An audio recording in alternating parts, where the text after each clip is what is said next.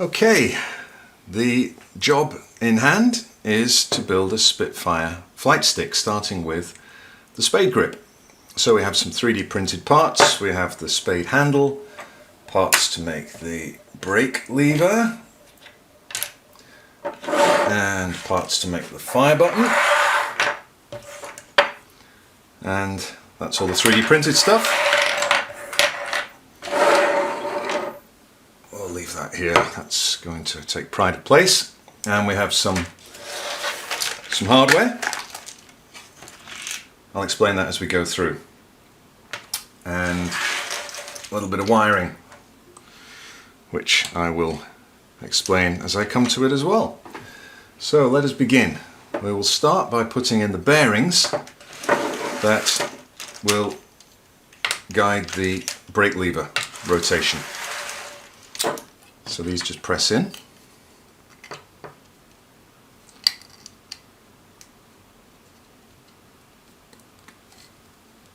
Okay, that's one.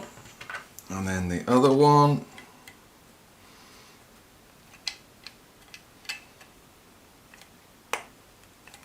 That presses in as well. I'll just push that through. There we go.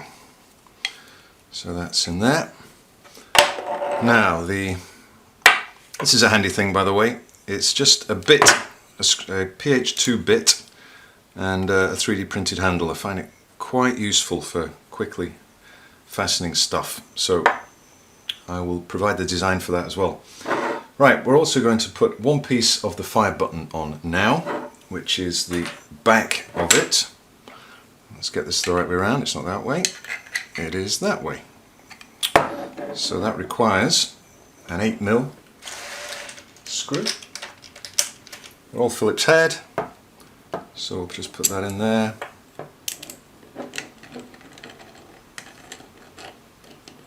So that can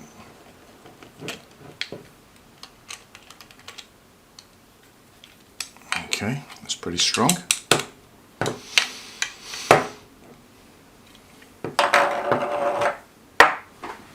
And next we will feed some wires through. So 2 pairs of wires. We have for the fire button, black, green, yellow, and for the hall sensor on the brake lever, red, blue, white. I always use red, blue, white as a standard colours for a hall sensor until I have more than one hall sensor and have to start doubling up. But just the one in the spade handle, so it will be red, blue and white. And these will be the wires for the fire button. So let's thread them through. Now there's a hole here and a hole here. You need to go through the bottom because there's a little bit of, it'll just catch if you try and send it through the top first. So I find the best way, just twist the ends together and then just thread them in. And at some point we can see them popping out here. There we are. So we'll just fish those out.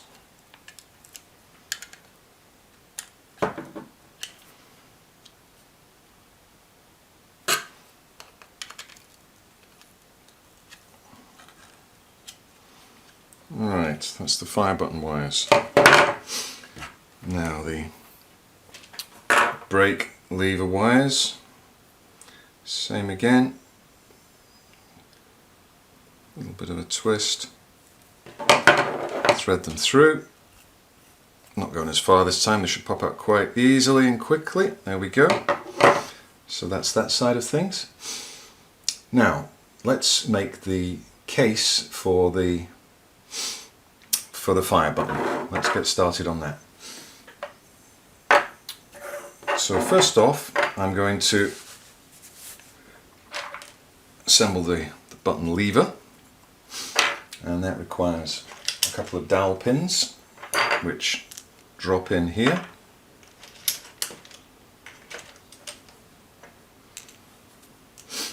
And a little screwdriver helps us just get those in, so they're both in. You can see that just a little gap. Now the trick is that there's holes on the side of this case for the fire button, and I just need to find them. There's one. Got one. There's the other one. Okay, so they're in now. Now I need to stop those dowel pins sliding out, so there's a little plug that does that job. So we drop that plug in there. Now we need to make sure that the plug doesn't fall out, and also we just need a little bit of resistance, a little bit of springiness. But rather than use a spring, we're using some neoprene, a little bit of neoprene pad. Okay, so that stops the peg falling out, and it's going to provide the resistance for our fire button. Okay, now then we have some buttons, 2 of them, and they're going to sit in those 2 holes. But first we need to get the wiring sorted out. So we have, to start with, a little piece of flat wire somewhere. There it is.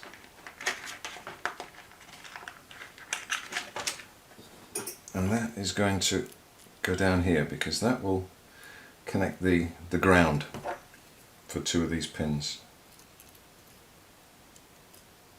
Okay, so that's in there. And let's separate these and clean the ends up. This silicone cable, by the way, in terms of how to sort of strip it, you don't need a wire stripper. I just find that I can grab it with my fingernail and it just tears off, which is very easy. So we will put the yellow wire in here and just have it nip a little bit into the plastic, and then the green wire in here, similar, because we're going to be pressing down on that with the fire buttons, with the buttons.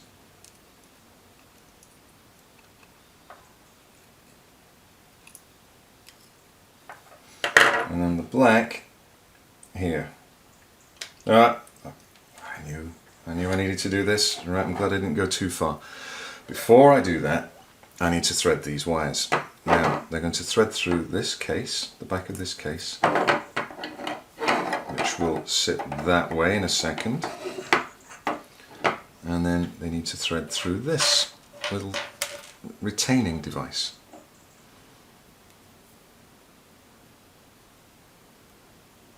Okay, now we can put them back in. So it was go yellow here,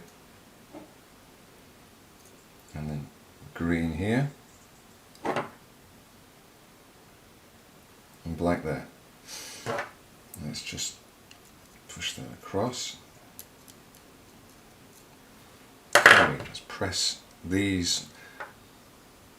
Now I've bent normally these legs, they point up, and what we want to do is just flatten them out, and in fact you want them pointing slightly down, because they're going to, that little bit of pressure, the springiness, is going to make sure that they make good contact. So there's one goes in there, and then just make sure, yeah, those are pressing down. One goes in here.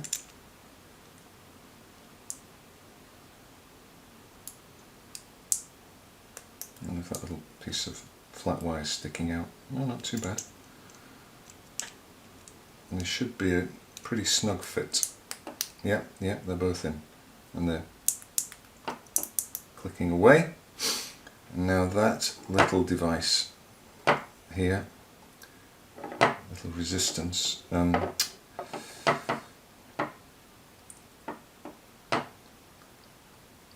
retaining plate, I think that's what I decided to call it. That needs to just slide over and press in, holding those wires in place. Perfect. Now we can slide this into here and bring this plate You need to get this the right way around. The fire button has the dimple, the curve to the left, and it needs to go against this plate, which we've just lined up against the back of the spade grip. I'll just put my thumb over this retaining plate so things don't fly about while I'm moving these across, and we'll just slide that over there. Right, we're there. So we use M3 countersunk screws here, and the same PH2 screwdriver is good for these.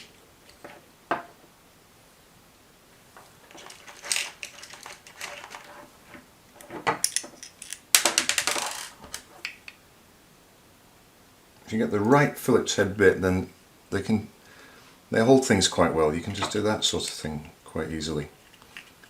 So it does make life easier if you get the right size bit.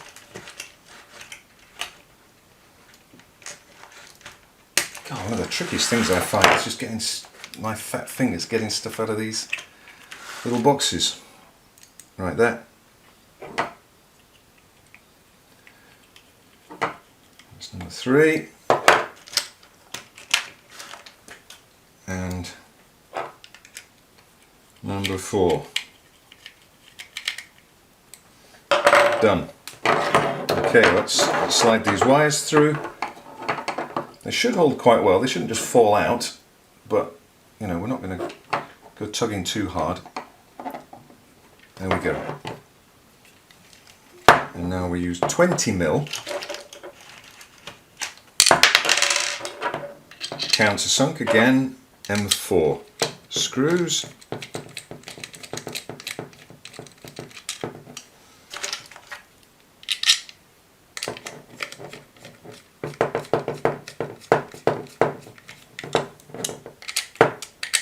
And we are there with a fire button.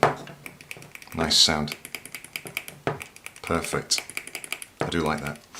Okay, that's one half done. We're halfway there. Let us put a brake lever in.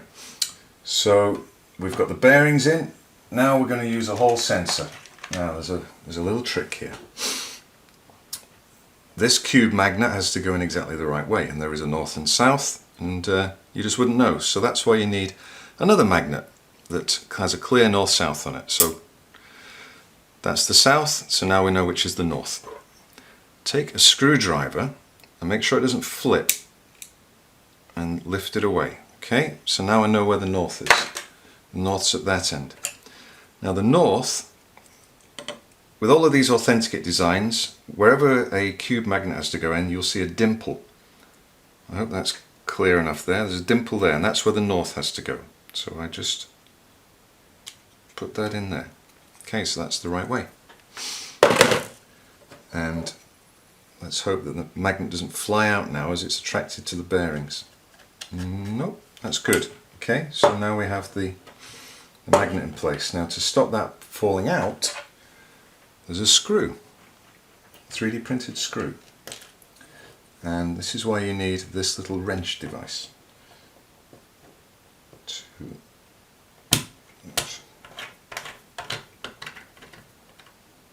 tighten it up. Okay, good and strong. Right, let's put the resistance in. Quite a simple technique for this. A piece of 3mm bungee.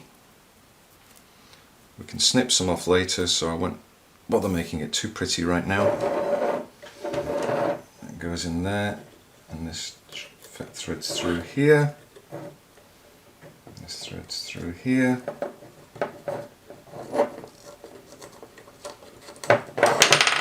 Don't need that now. Right. So let's get loads and loads of tension on, and then just get a knot in it.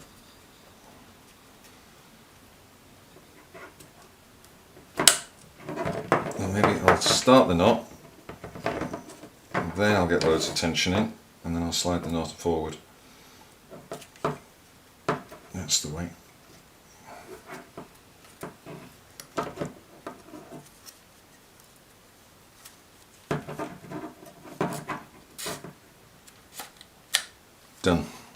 so the knot hides tightly in there, and we have that there. So I will just snip these off now, make it pretty.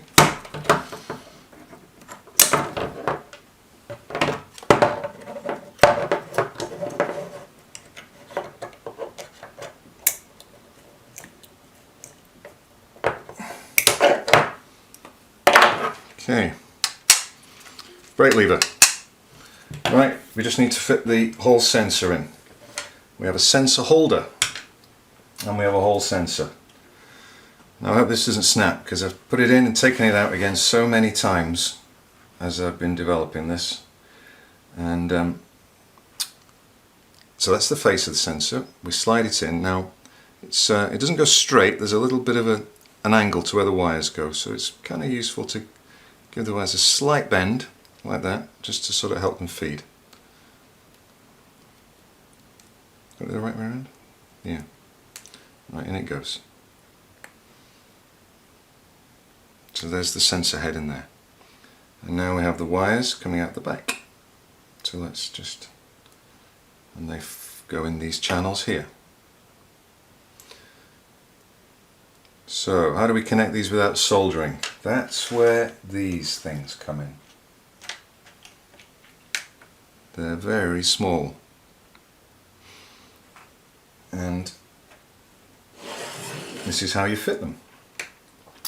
Now there's another standard with all of the designs that I make, which is that whenever you have 3 pins from a hall sensor, the color coding on the back is always from the left, RBW, red, blue, white. That makes life a lot easier in terms of connecting it up properly. So the way to do this is you take this very small tube and you slide it over the end of the wire.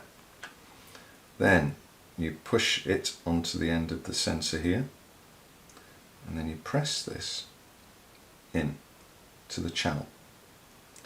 And it should just press in and have a good grip. And then you can, well, you kind of don't need to sit it on a desk really. It's almost easier just doing it with your fingers in the air. Just presses in like that. Right, it'll probably stay in place now because now what I need to do is crush it. Good. And that just crushes it into the plastic and makes a pretty decent joint. Right, RBW, red, blue, white. Next one. One more of these little tiny tubes. Give the wire a good twist. Feed it in.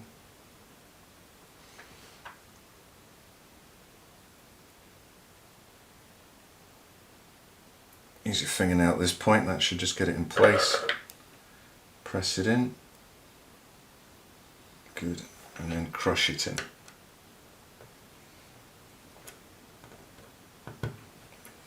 Nice. That's pretty strong in there. Okay, 2/3 RBW, last one. Okay, we're nearly finished. We now have all 3 wires in place and they're in the sensor holder. We just need to slide that sensor holder back, slide it into place really. Now on the back, if you just look at the profile, there's a little dimple on the side. And the idea of that is the wires will just slot into there and make it easy. And a good technique is just to hold that with your thumb. Make sure none of these wires pop out. I mean, they shouldn't, but a good tug would take them out. And then just slide in the sensor holder like that.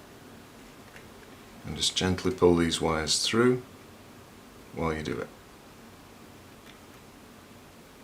A little bit of a gentle easing now. There we go. In they go. Perfect. Everything's still in place. Have a quick look. Make sure nothing has sort of popped out or any strands have strayed across. No, that looks fine. And now we'll just put a cover on. So there is the cover. And we'll just go over like that. And we have a couple of self-tapping screws. They're our trusty PH2 isn't right for this, but this screwdriver, I think it's PH1, not quite sure, is the right thing. So let's drop one of those in now.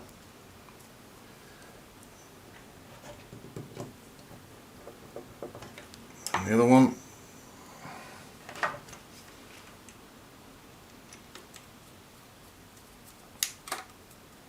Okay.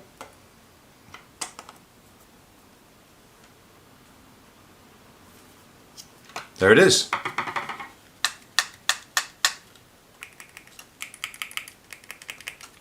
Ah, the wrap. No, we forgot the wrap. This is a nice touch. So let's get the wrap on.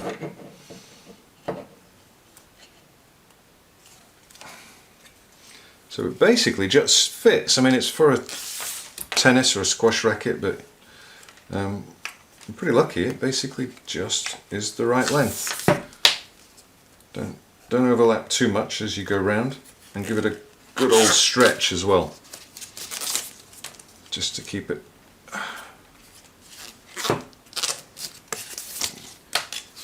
fitting closely. Oh wow, a bit more than usual. Bit of black tape to finish that off.